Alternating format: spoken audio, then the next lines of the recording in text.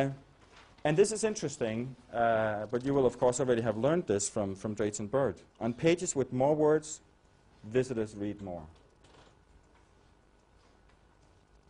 So all the marketing gurus around the world, and there's so many self-proclaimed marketing gurus around the world who claim to know about the internet and how you market on the internet, they will tell you, keep it short. People don't have time. You know, it's not going to work. If you write, you know, what? Are you talking about 200 words? Man, nobody's going to read that. But they do.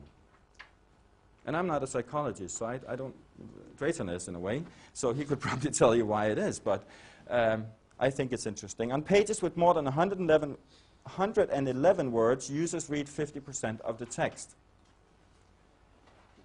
And then there's the last one, which I can't really make up my mind whether that's good or bad, which is web customers only read 10% of terms and conditions before accepting the terms and conditions. Can you imagine how you could use that, especially in the US? You know, all the stuff you could include.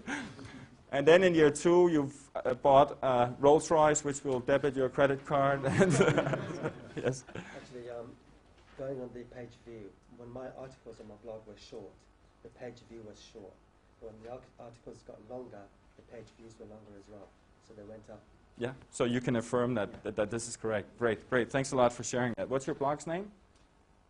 directanddigitalmarketing.com. That's a good word. Directanddigitalmarketing.com might be a blog you want to read.